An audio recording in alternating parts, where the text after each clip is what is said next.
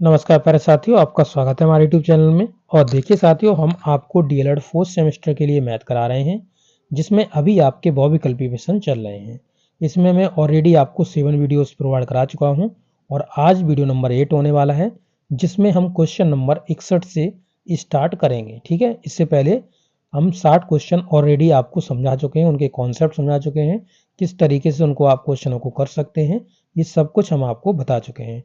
अगर आपने प्रीवियस के वीडियो नहीं देखे हैं तो आप ज़रूर देख लीजिएगा, और अगर आप चैनल पर नए हो तो चैनल को सब्सक्राइब कर लो और इस वीडियो को लाइक करके अपने छोटे बड़े भाई बहनों के साथ जरूर से शेयर कर दीजिएगा। चलिए वीडियो को स्टार्ट करते हैं।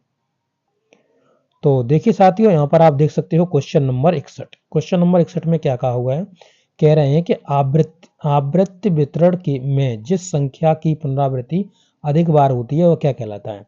तो हमने कहा था, जब संख्याएं आपको दी हों और जिसमें सबसे ज्यादा बार कोई संख्या आपकी रिपीट हो रही है तो उसे हम मॉड कहते हैं, यानी बहुलक कहते हैं।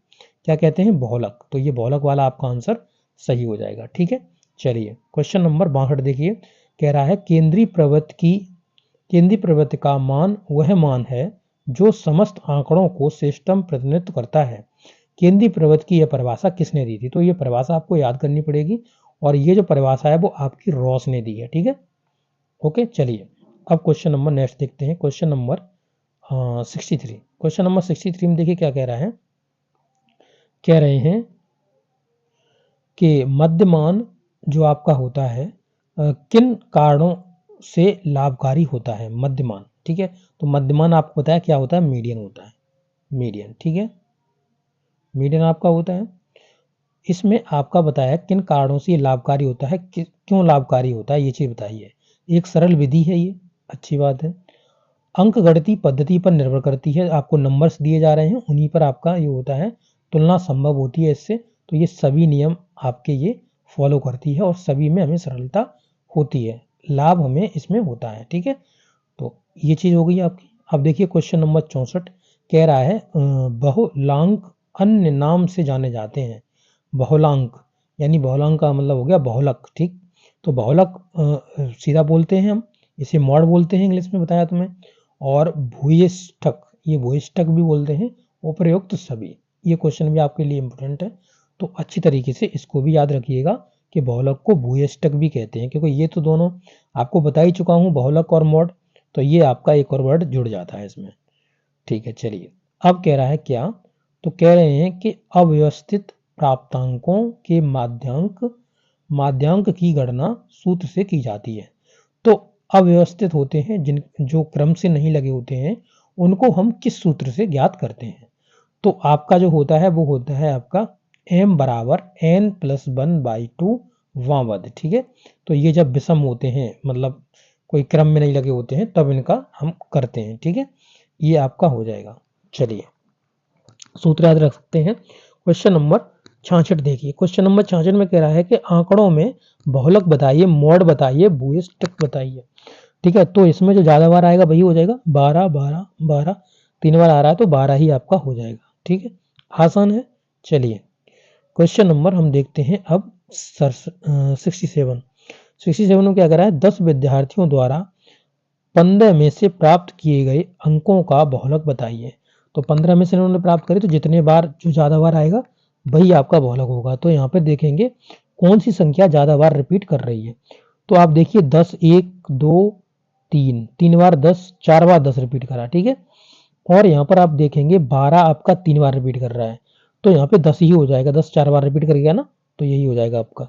ये देखिए साथियों, अब क्वेश्चन देखते हैं हम कौन सा, 68 क्वेश्चन में कह रहा है प्रथम 5 अभाज्य संख्याओं की माध्यिका ज्ञात कीजिए।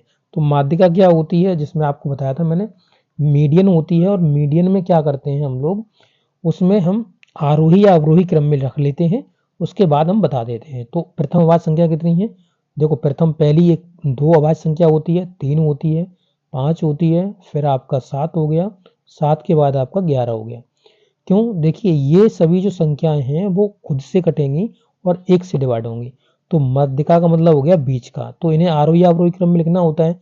तो देखिए ये आपके आरोही क्रम में लिखे हुए हैं, तो मिडिल का आपका हो जाएगा मध्यिका। ठीक है, तो ये हो गया 5। ठीक है, ठीक है, ये सब क्वेश्चंस मैंने आपको करा ही दिए। आगे चलते हैं। अब क्वेश्चन नंबर देखते हैं 69।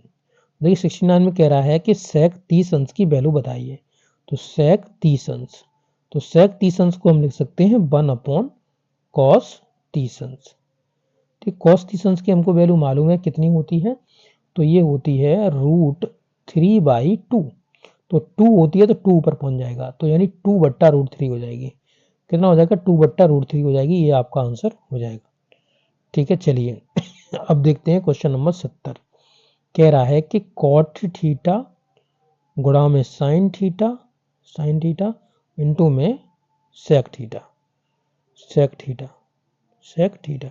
इसका मान बताइए। कॉट थीटा को लिख सकते हो आप कॉस थीटा बट्टे में साइन थीटा, पढ़ा होगा आपने साइन थीटा, इंटू में साइन थीटा ये है ही, इंटू में इस सेक को लिख सकते हो 1/cos थीटा।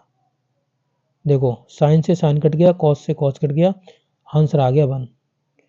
ठीक है, तो ये आपका आंसर हो जाएगा 1। चलिए अब क्वेश्चन नंबर 70 तक ही इस वीडियो में रहने देंगे। आगे हम क्वेश्चन नंबर 71 से अगले वीडियो में आपको कराएंगे। ओके, तो आपको ये वीडियो कैसा लगा है? अच्छा लगा तो जरूर अपने दोस्तों के साथ शेयर कर दीजिएगा। ओके, मिलते हैं नेक्स्ट वीडियो में। थैंक यू दोस्तों।